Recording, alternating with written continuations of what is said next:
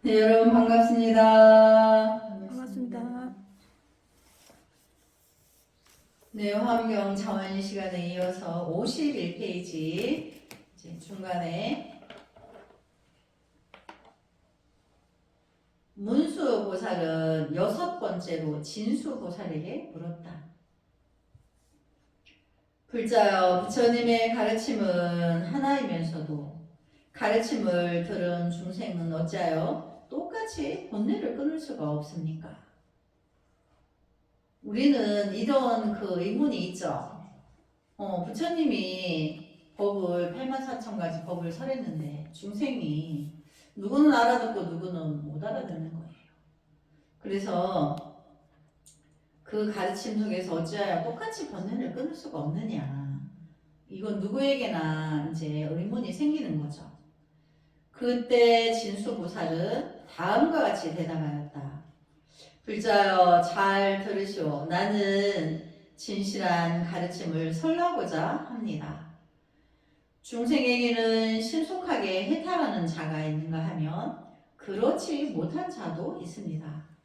만약 미혹을 없애고 해탈에 도달하고자 생각한다면 항상 마음을 굳게 갖고 커다란 정진을 일으켜야 합니다.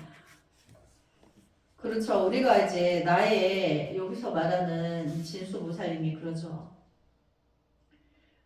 신속하게 해탈하는 자도 있고 그렇지 못한 자가 있는데 만약 미혹을 없애고 해탈에 도달하고자 한다면, 그럼 미혹은 중생의 작용인 거죠.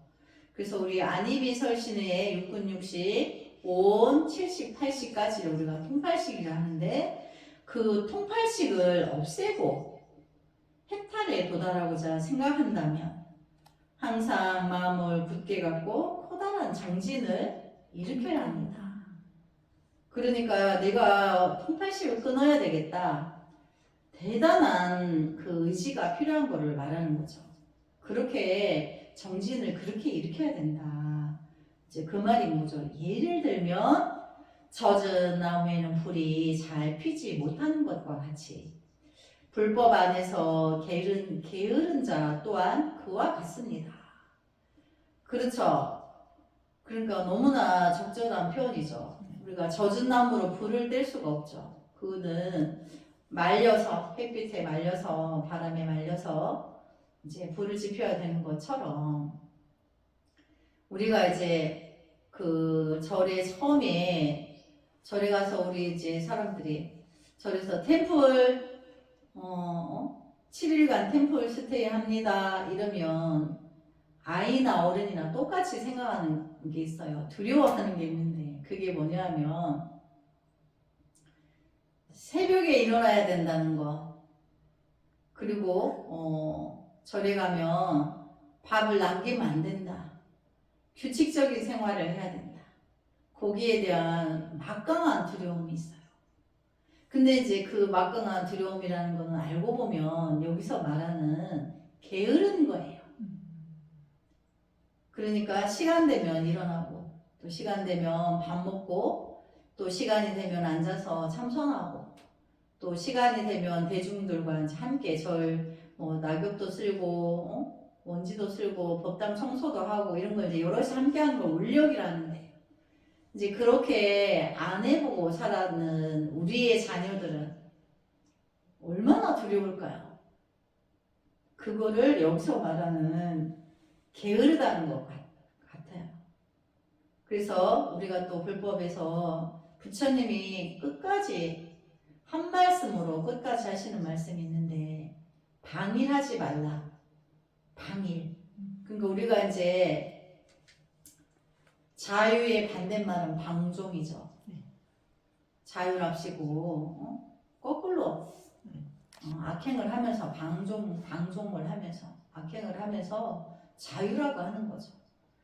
행복하기 위해서 자유를 추구하는 건데 행복을 파괴하면서 자유라고 한다는 것은 방종, 우리가 이렇게 표현하듯이 부처님 법에서 우리가 안일하게 사는 것, 게으르게 사는 거를 방일하다 그래요. 그래서 처음부터 끝까지 방일하지 말라. 그러니까 자기가 늘 의식이 깨어있으라는 걸 말하는 거예요. 의식이 깨어있는 사람은 방일하지 않아요. 늘 내가 절하는 수행을 하지 않으면 염불하는 수행을 하고, 그렇지 않으면 도량을 청정하게 깨끗이 하는 청소를 하는 일을 한다든가, 이렇게 잠을 자도 잠깐 육신이 쉬어야 되는 시간을, 이제 그 말하자면 우리가 전화기가 다 되면 영상이 안 나타나죠. 그리고 배터리 충전을 하는 것처럼 우리 인간의 육신이 충전하는 시간이 필요해요. 그래서 이제 이렇게 우리가 스님이 한때 수행할 때는 밤에 잠을 자지 않는데 잠시 앉아서 이제 육신이 쉴 때가 있어요. 이제 호흡 명상을 이렇게 하다가 의식이 있을 때는 이제 그 호흡 명상 속을 하다가 육신이 피곤하면 잠시 쉬게 될 때 호흡이 약간 달라요. 근데 여러분이 옆에 사람이 잠자는 거 보면 깊은 잠을 잘 때 숨을 쌕쌕 쉬죠. 이제 그렇게 쉬어요, 숨을. 근데 의식은 눈 뜨고 다 볼 수 있어요. 눈을 뜨고. 육신은 그렇게 쉼을 하고 있어요. 근데 의식은 깨어있는 거죠. 그 의식과 우리 육신은 같은 게 아니에요. 그래서 우리 육신이 이렇게 죽은 듯이 잠을 자는, 이렇게 숨을 쌕쌕 숨 쉬는 소리가 내 귀에 들리는데 의식은 자지 않는 거예요. 그런데 이제 그런 시간이 한 25분 정도 이렇게 이제 시간이 그거밖에 경고 안 했는데 다시 육신을 깨워서 고요한 호흡을 했을 때 이제 우주의 에너지가 충전이 돼가지고 배터리 충전한 것처럼 몸이 가벼운 거예요. 그렇게 해서 또 나머지 정진을 하고.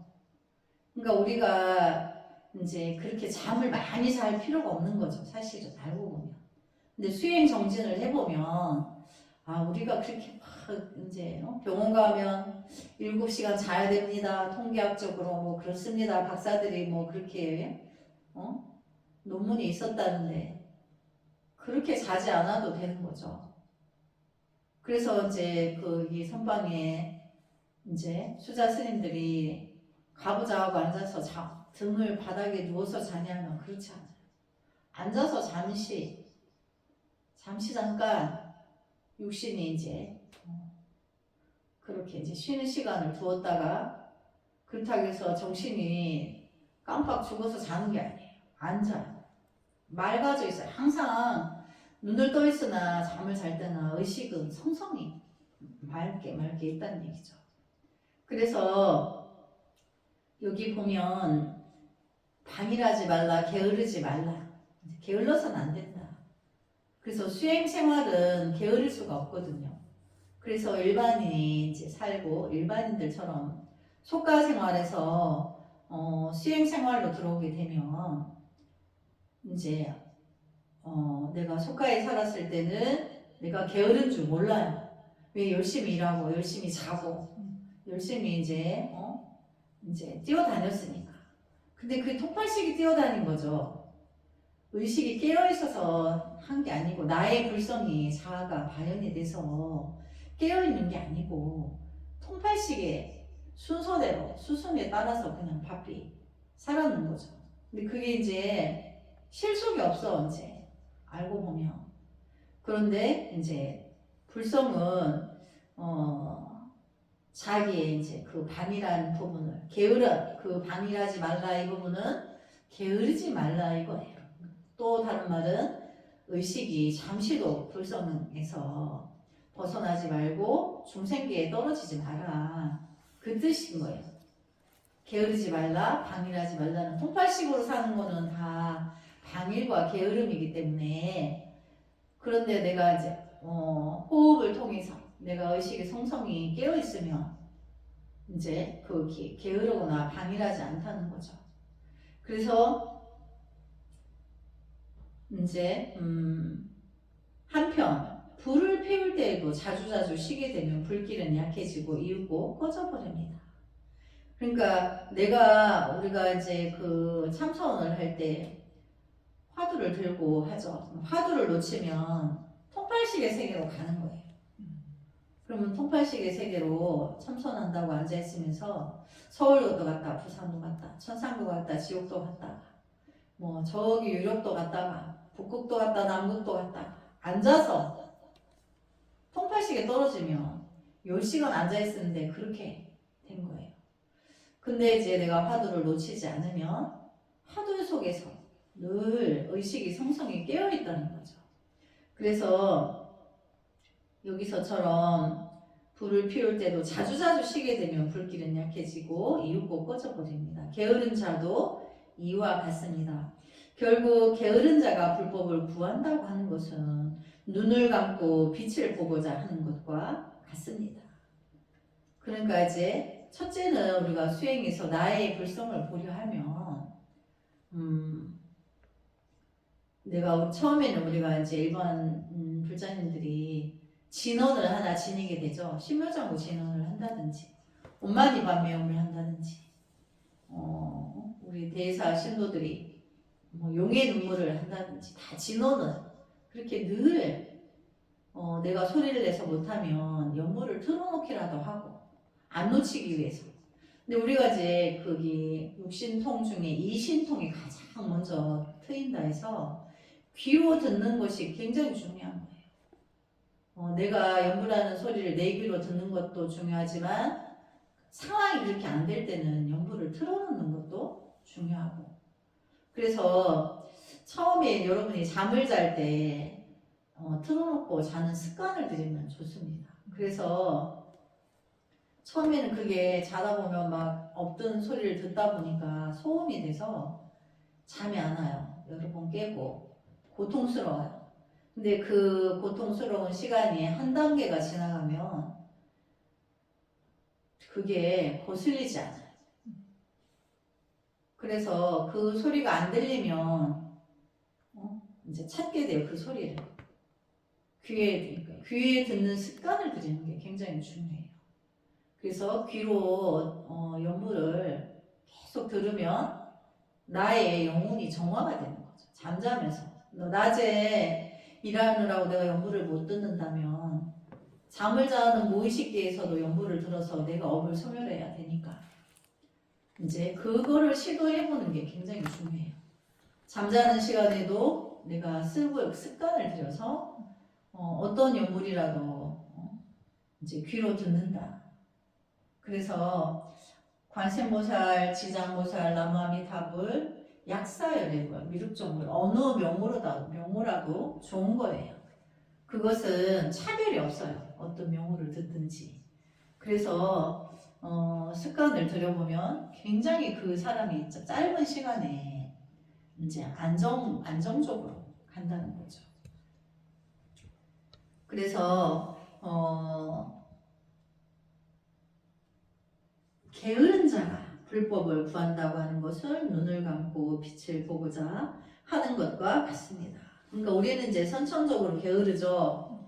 그래서 이제 이 법문을 만나기 전에는 내가 게으름을 척결해야지 이 생각을 못했는데 이제 내가 게으르면 안 되는구나 이렇게 해서 뭐 한 가지라도 내가 이제 하는 거죠. 연불을 든다든지 낮에 상황이 안 되면 밤잠이라도 내가 틀어놓는다든지 그걸 이제 습관을 들이면 내가 잠자는 시간에도 무의식계에서는 연불을 들어서 업이 녹는다는 거죠. 그래서 문수보살은 7번째로 법수보살에게 물었다. 불자여 중생 가운데는 불법을 듣기만 해서는 번뇌를 끊을 수 없는 자가 있습니다. 불법을 들으면서 탐욕을 일으키고 성내는 마음을 일으키며 어리석은 생각을 갖고 있는 것은 어떠한 까닭입니까?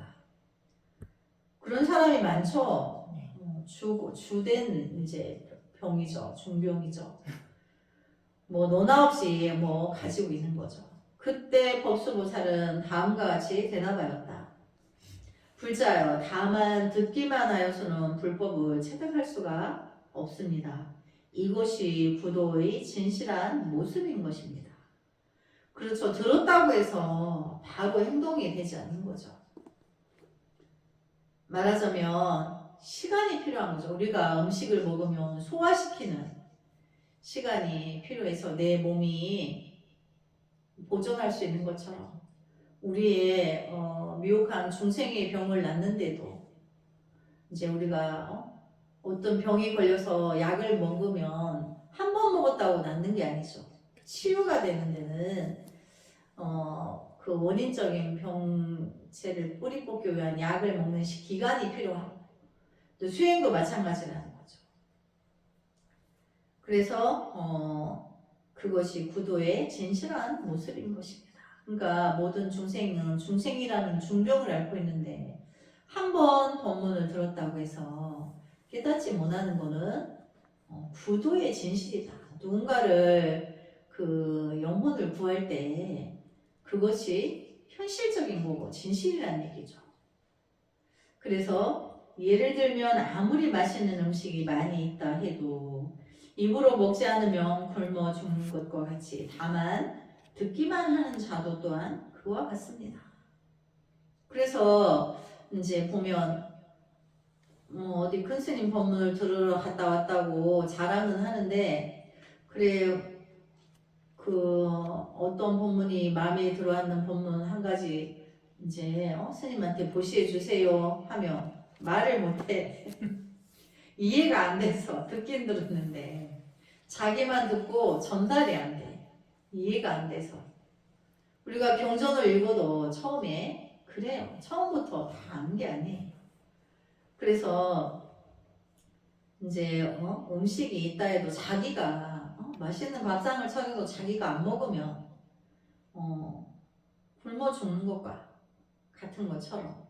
그래서 스님이 이제 비유할 때 스님은 여러분들을 위해서 부처전에 이제 발언하기를 물심양면으로 99.9%를 하고 있는데 여러분이 0.01%만 직접 해주세요.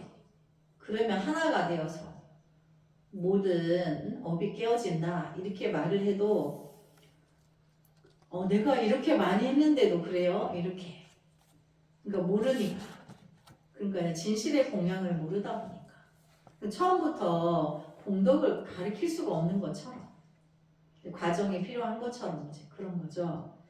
그래서 또 예를 들자면 이제 땅에 100m 평방에 비닐을 씌워놨는데 1000일 동안 비가 왔어. 비가 안 스며드는 거예요. 비닐이 덮어놓는데 그 투명한 비닐이 우리 업과도 같은 거예요. 투명한 업, 눈에는 안 보이는데 업이 있어서 젖지를 않아. 이제 우리의 업이 이제 그와 같다는 거죠. 그래서 온갖 약을 알고 있는 훌륭한 의사일지라도 스스로의 병은 고치지 못하는 것과 같이 다만 듣기만 하는 자도 또한 그와 같습니다. 그럼 이제 의사는 의술을 많이 알고 있으니까 병들어 죽지 않아야 되잖아요. 근데 의사들이 병들어 죽죠. 의사도 나중에. 의사들도 암으로 해서 죽어요. 자기가 암 치료를 하는 의사였는데 자기가 암이 걸렸을 때는 일반 환자들한테 처방을 내렸던 거를 자기는 할 수가 없어요. 알면 못해. 그러니까 암은 나을 수 없다. 그렇게 해서 이제 뭐 고향 가서 일선에서 일을 쉬어본다고 하나 그만큼 많은 스트레스가 있다는 거예요. 환자를 돌보는데. 그래서 뭐 안 죽는다면 다 의사가 되죠. 그래서 아무리 훌륭한 의사라도 스스로의 병을 고치지 못하는 것과 같이. 그럼 이제 의사도 자성의 성품을 깨달은 의사라야 되는 거죠. 의사를 해도. 그래서 늘 비워가면서 그들의 아픔을 또 자비로움 때문에 가슴앓이를 해가면서 나도 언젠가는 병이 와서 생로병사의 대열에 나도 어쩔 수 없다 이렇게 알면서 받아들이면서 또 모든 이들에게 다 병으로 죽는다. 한 번은 죽는다. 누구든지 태어난 자는 반드시 죽는다. 생자는 필멸이라. 이렇게 이제 우리가 받아들여서 이제 다음 생을 준비하는 것과 받아들이지 못하고 두려움으로 죽는 것과는 차이가 있습니다. 그래서 또 이제 법수보살이 말하죠. 또 가난한 사람이 낮과 밤을 가리지 않고 남의 보물을 세워도 스스로는 반푼조차 갖지 못하는 것과 같이 다만 듣기만 하는 자도 그와 같습니다. 그러니까 내 것으로 듣고 나의 방향으로 남의 이야기로 듣지 않고 이건 나의 이야기구나. 나보고 하시는 말씀이구나. 이렇게 내 것으로 받아들여서 행보를 갖고 가야지. 스님 엄마 백날 하는데 나 빼고 다른 사람들 보고 말하는 거야. 이렇게 모든 사람들이 그렇게 듣고 있는 것 같아. 스님이 볼 때는 그러면 안 된다는 거죠. 그래서 다른 사람은 모르겠고 모든 부처님의 진실한 말씀 나를 위해서 있는 거다. 나 때문에 불법이 있는 거다. 이렇게 이제 마음을 가지고 내가 얼른 나의 중병을 고치려고 해야 되는 거죠.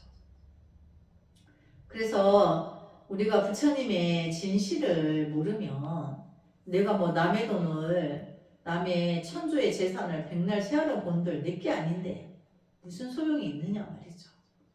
내가 내 거를 세워야 되죠. 뭐 10장을 세워라도 내 돈을 세워야지 남의 돈을 남의 재산을 1000일을 세워려 주면 뭐 할 거냐 말이죠. 그거와 같다 비유하자면 또 장님의 그림을 그려서 남에게 보여준다 해도 스스로는 볼 수 없는 것과 같이 다만 듣기만 하는 자도 그와 같습니다. 그러니까 듣기만 하고 실천적으로 하지 않는 사람을 말하는 거죠. 그걸 우리가 이제 방일하다고 게으르다고 하는 거예요. 그래서 또 물 속에 떠다니면서도 물을 마시지 못하고 드디어는 목말라 죽는 사람이 있는 것과 같이 듣기만 하는 자도 또한 그와 같습니다. 스님이 이제 그 수륙제를 지내는데 물에서 빠져 죽은 수살원원이 있죠. 근데 수살원원이니까 목이 안 마를 줄 알았어요. 처음에 공부할 때는. 근데 수살원원이 굉장히 갈증이 더 심한 거예요. 그 용가를 다뤄보면. 그래서 어째서 그럴까? 이제 이렇게 보니까 더 심한 갈증이 있는 거예요. 그러니까 수륙의 원원이 그만큼 자주 공덕을 받지 못한다는 거죠. 그래서 책으로 공부를 한 게 아니고 실전에서 깨달은 바가 있어요. 그래서 우리 이제 사람들은 우리 선조 중에 해전에서 바다에 해전에서 죽은 충의 장졸의 원혼들이 많아요. 우리는 삼면이 바다라서 외적의 침입이 많아서 어린 나이에 이제 해전에 들어서 죽은 그 수중 고혼들이 많다는 얘기죠. 근데 그 물이다 보니까 그게 목마른 줄을 몰랐는데 굉장히 더더욱이 그것이 심하더라. 그것은 그만큼의 이제 그 자주 그 허공에 들지 못했다는 얘기인 거죠. 그래서 여기 보면 물 속에 떠다니면서도 물을 마시지 못하고 목말라 죽는 사람이 있다. 그런 사람이 어디 있죠?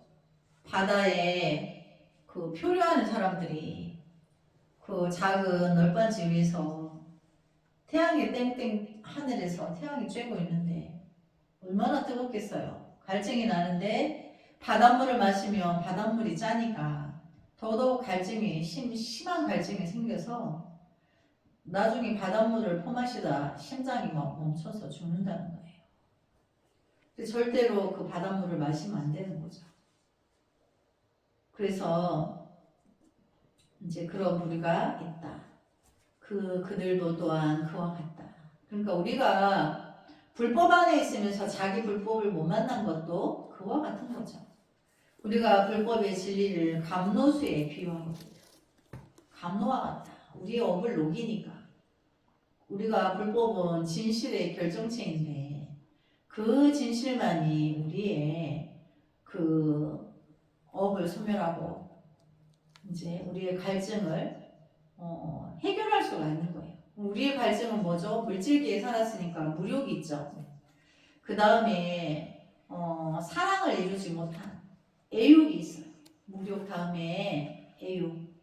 인간에 대한, 자식에 대한 그런 이성에 대한 그런 애욕의 갈증. 그것이 굉장히 큰 거예요. 그래서 불법은 그런 무력과 애욕의 갈증을 푼다는 거죠. 다 녹인다는 거죠. 그 불법의 진실이. 그래서 불법의 진실은 뭐죠? 중생들의 그런 분별이 묘하다. 애욕이나 무력도 다 분별인 거죠. 그 통팔식의 중생의 병으로 중병을 알아서 그 한이 많은 거예요. 그 모논들이 그 무력과 애욕의 한이 많은 거죠. 또 자식에 대한 한이 많은 거. 그래서 이래저래 중병으로 살다가 죽을 수밖에 없는데 누군가가 깨어있는 자는 그것을 벗어나서 깨달을 수가 있다는 거죠. 그런데 이제 의지가 강해야 되겠죠. 그래서 이제 물속을 떠다니면서도 물을 마시지 못하고 드디어는 목말라 죽는 사람이 있는 것과 같이 듣기만 하는 자도 또한 그와 같습니다. 그러니까 내 것으로 만들어서 감노로 만들어서 내 업을 녹여야 되는 거죠.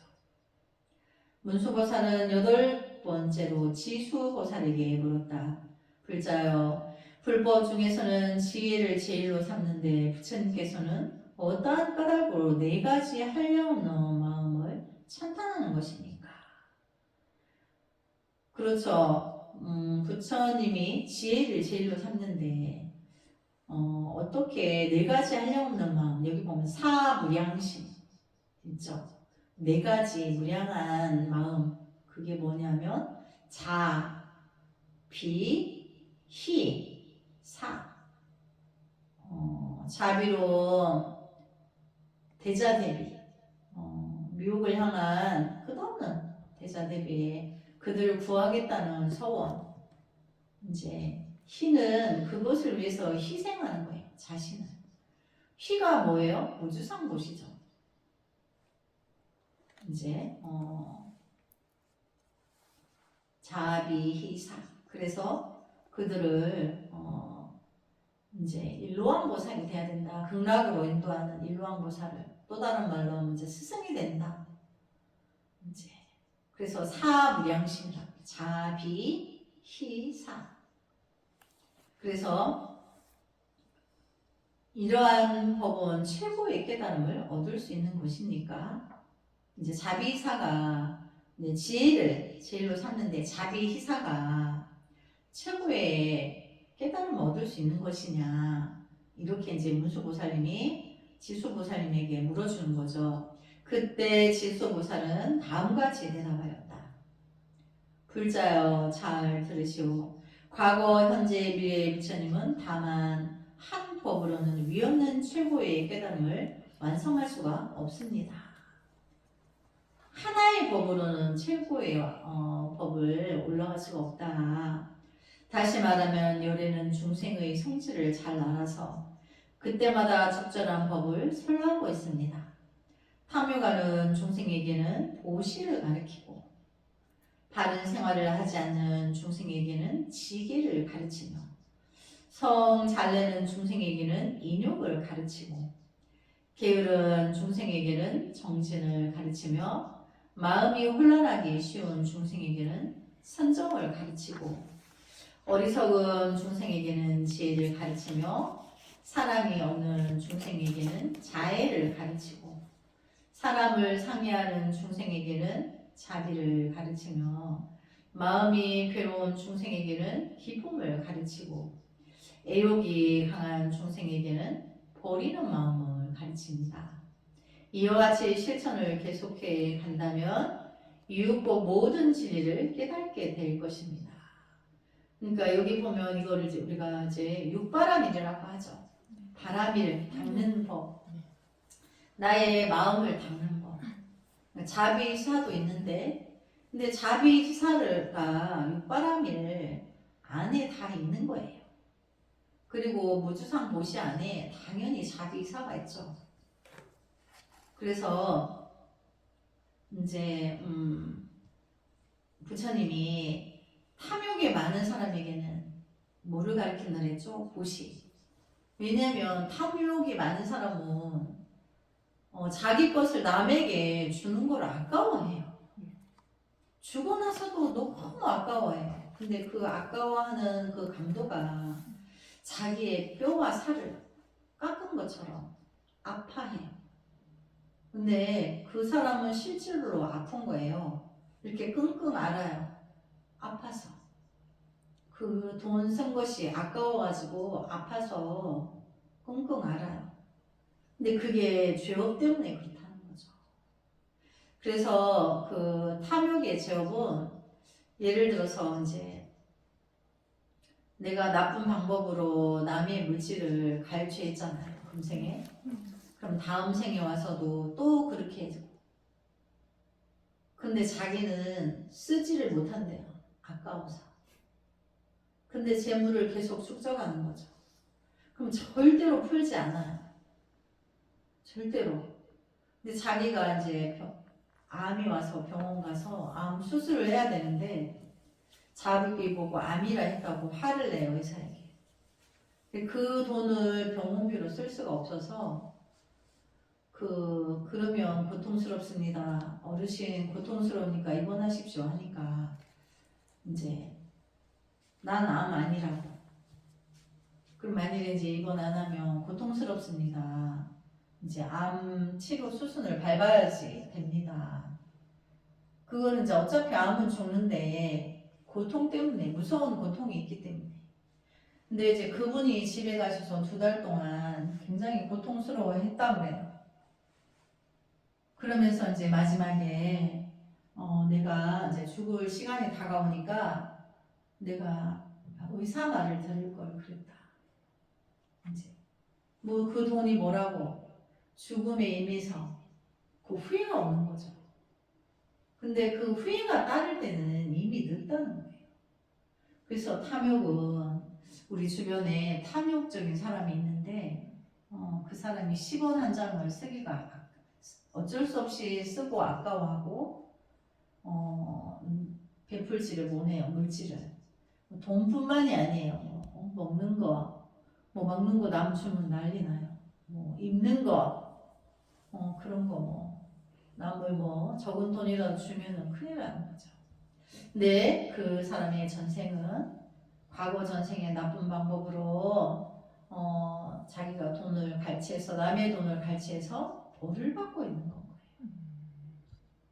굉장히 불행하죠. 그래서 아파해요. 그래서 스님은 이제 그런 거죠. 나는 그렇지 않으나 내가 이렇게 오늘 말한 것으로 어떤 이가 내가 모르는 어떤 이가 이 말을 듣고 그 마음을 참여하고 그 병을 나을 수 있다면 그런 간절한 마음이 있어요. 왜냐하면 주변에 그런 사람을 봤기 때문에 그 고통은 이루 말할 수 없는 거예요.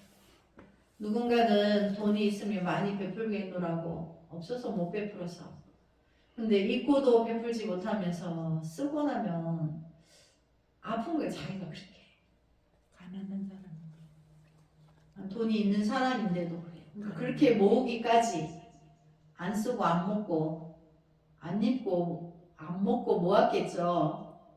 쓰는 게 아까워서. 그런데 이제 결정적인 부분에도 자기가 그 돈을 풀 수가 없어요. 죄업으로. 그리고 과거 전생의 죄보인 거예요. 그리고 돈이 많으면 인성을 그간다 했죠. 그러니까 적당히만 필요하지 그 이상은 나의 인성을 망치기 때문에 그 이상 추구하면 안 되는 거예요. 그래서 스님이 돈이 많기 때문에 일어나는 그 비참한, 돈 있는 사람들의 비참함을 많이 봤어요. 그래서 그 사람도 나중에는 차라리 내가 뭐 부모한테 많은 재산을 물려받지 않았다면 형제들끼리 이렇게 서로 등지고 원수 맺고 안 할 건데 참으로 한스럽다. 이제 그렇게 말하는 사람도 본 적이 있어요.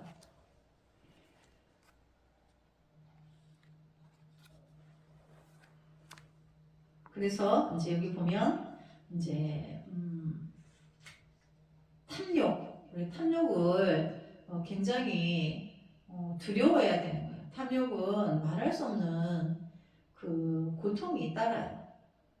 그냥 뭐 돈을 많이 갖고 있으니까 저 사람이 무슨 고통이 있으랴 그러죠. 근데 그거를 이제 과거의 업으로서 내가 가지고 있으면서 금생에 나도 쓰지도 못하고 죽는데 그 다음에 세상에 태어날 때마다 그게 더해져서 억만장자가 되어도 자기가 나눠줄 자식도 없으면서 쓰지도 못하면서 자기는 한 생을 험하게 그 돈을 위해서 험하게 살고 고통스러워한다는 거죠. 그걸 쓸 때마다. 그게 이제 탐심이라는 거고, 그리고 또 이제 그래서 보시를 가르친다 그랬죠. 자꾸 베푸는 거를 가르쳐서 아까워하지 말라고. 자기 업을 내가 돈 풀었을 때 아픈 거는 내 죄업이기 때문에 자꾸 풀어서 그 병을 낫게 하는 거죠. 그리고 또 바른 생활을 하지 않는 중생에게는 타락한 사람, 막 그냥 정말 이제 타락한 사람들에게는 계율을 가르친다. 계율이 있죠. 쉽게. 첫째, 살생하지 마라. 생명 존중 사상인 거죠. 그러니까 너도 소중하고 남도 소중하다. 모든 생명을 이제 존중하라는 거죠. 그래서 10가지의 계율은 어쨌든 그 타락한 생활을 바르게 잡아지게 되죠. 또 그러니까 화를 잘 내는 스타일이 있어요. 스님은 술 가기 전에 굉장히 화를 많이 내는데 그게 보니까 그 성질이 급해가지고 또 모든 사람들이 왜 나와 같이 이렇게 생각이 같지 않을까 이제 그런 고민이 있었어요. 근데 인욕을 가르치고 화내는 사람이 인욕하기가 쉽지가 않아요. 화부터 나가니까. 근데 그 또한 과거 전생에 업으로 인하여서 성질도 급하고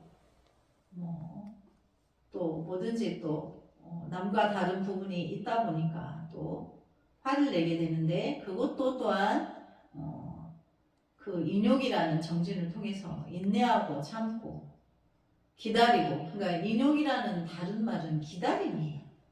우리가 기도 그러죠. 기도해야 된다. 다른 말은 인욕이에요. 기다림. 인욕의 다른 말은 기다림이에요. 기도. 그러니까 이제 참는 거죠. 고통을 참으면서 인내하면서 내가 고행도 하는 거죠. 우리가 뭐 천배만배하는 것도 고행인 거죠. 그래서 이제 인욕은 기다림이다, 기도다.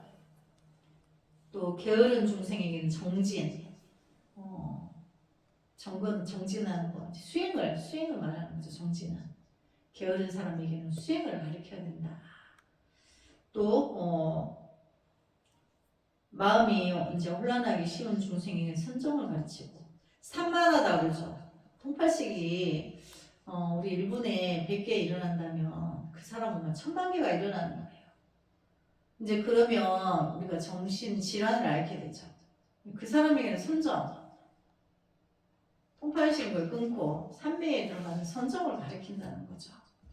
그리고 또 어리석은 중생에게는 지혜를 가르치며, 어리석다고 하는 거는 이제 미혹을 말하는 건데,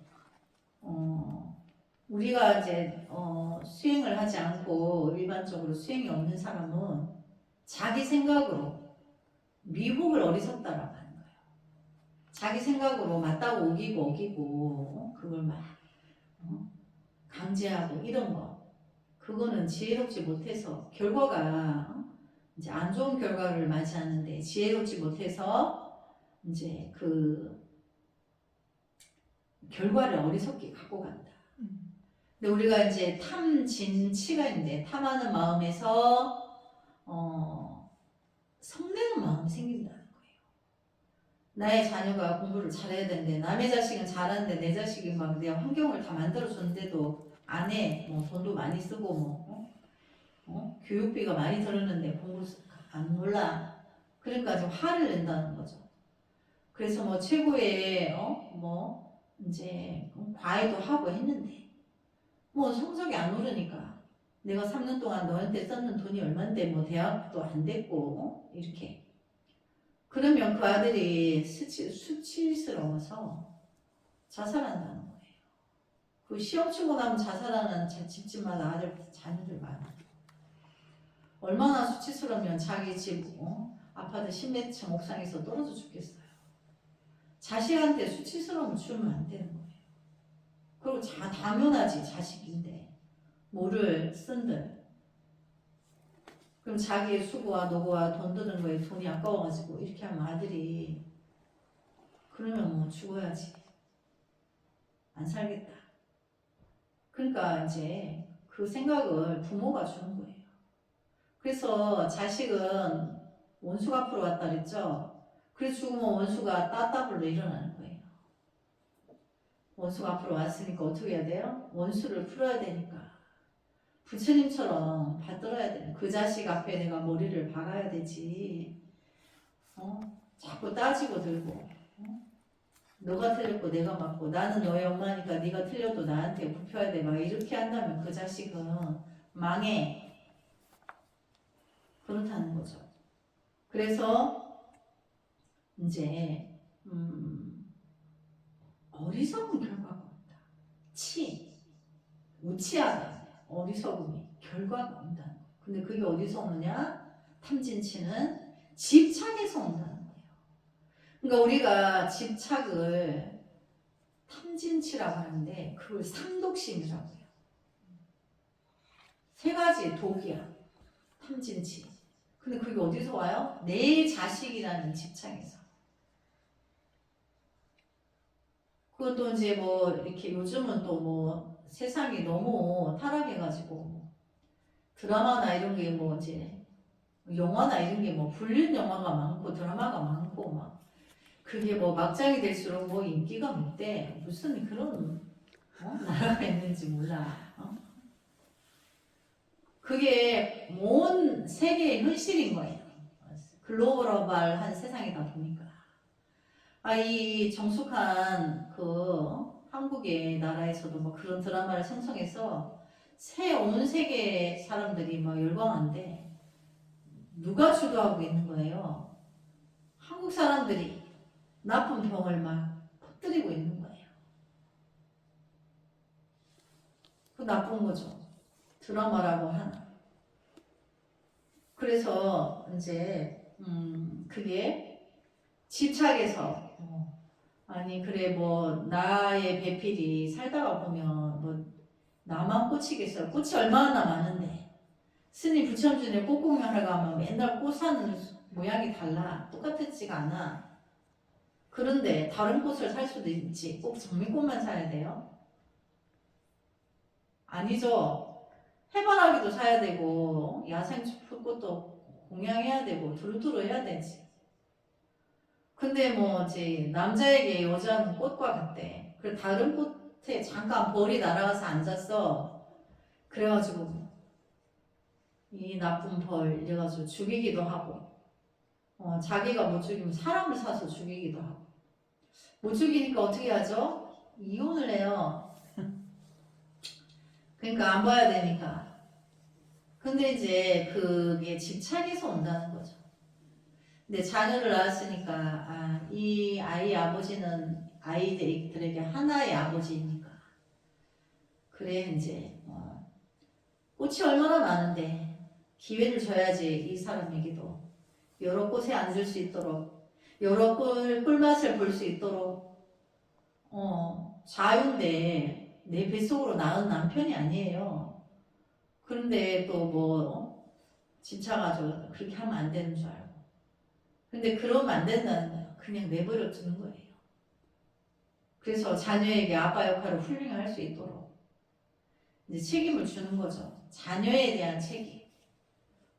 그래서 나도 내 자신도 한번 그렇게 생각해 보는 거야. 나도 누구를 어떤 그걸 선택할 수 있는데 안 그럴 뿐인 거지. 어떤 정신적인 서로의 그 의지 관계, 정신적인 지주 관계가 여자는 남편에게 정신적인 지주가 돼줘야 되고 남편은 아내에게 정신적인 지주가 돼줘야 되는 거예요. 그러려면 처음부터 그렇게 되겠어요. 서로의 그 아픔이나 깨진 부분을 치유해가면서 서로에게 용기를 주고 이러면서 의리로서 이제 지켜나가서 자식을 편모스라에 키우지 않고 또 뭐 무슨 계부 새 아버지, 새 어머니에서 크게 하는 아이들이 정신적으로 굉장히 핍박을 당해요. 주어서 받는 것도 있지만 스스로 받는 것도 많아요. 세상을 위해서. 그럼 그게 부모의 도리를 다 못한 거죠. 그래서 이제 어느 부분을 상처가 있게 돼요. 근데 그러면 안 된다는 거죠. 근데 모든 사람들이 이렇다는 거예요. 자살하는 사람이 약이 목구멍에 이렇게 약 먹고 자살할 때 목구멍에 넘어가는 순간에 후회가 드는데요. 근데 이미 돌이킬 수가 없죠. 반드시 생명은 하나이기 때문에 그걸 인지하면서 후회를 한대요. 높은 곳에서 떨어지는 사람도 낙하하면서 그 순간이 있다는 거예요. 낙하하는 순간에. 근데 돌이킬 수가 없죠. 이혼하는 사람들이 똑같은 거예요. 이혼을 하기 전에는 몰라. 이혼한 세상과 안 한 세상의 차이. 남자는 남자대로, 여자는 여자대로. 그거를 겪어보기 전에 모르는 거예요. 그래서 하고 나서 알죠? 하고 나서 보던 여자들은 그래요. 아이고 내가 처음 우리 모시기 아빠를 그렇게 잘해줬으면 내가 이혼 안 했을 텐데. 또 남자들도 아유 우리 저기 애들 엄마 조강지처에게 세상 여자들 겪어보니까 조강지처만 못 하거든요. 그러니까 우리 처음에 애들 엄마인 조강지처에게 이렇게 잘했으면 그 사람이 나를 하늘처럼 떠받들었을 텐데 이거를 자타가 공인한다고 그래요. 근데 이제 알았을 땐 늦은 거죠.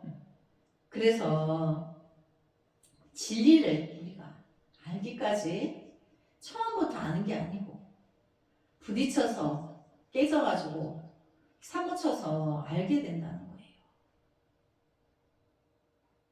그래서 우리의 그 시행착오가 성숙시키는 거죠. 시행착오를 함으로 해서. 그래서 이제 그 후대 사람들에게 너는 그렇게 하지 마 이런데 안 따르죠. 나 역시도 그들도 역시도 해보고 나서 그 시행착오를 경험하면서 또 성숙하는 게 있는 거예요. 나름의 그게 또한 공부가 된다는 거죠. 깨달음의 공부가 된다는 거죠. 그래서 오늘 여기까지 수업하고 다음 시간에 이어서 하겠습니다. 성불하지 않겠습니다. 나무 소가모니무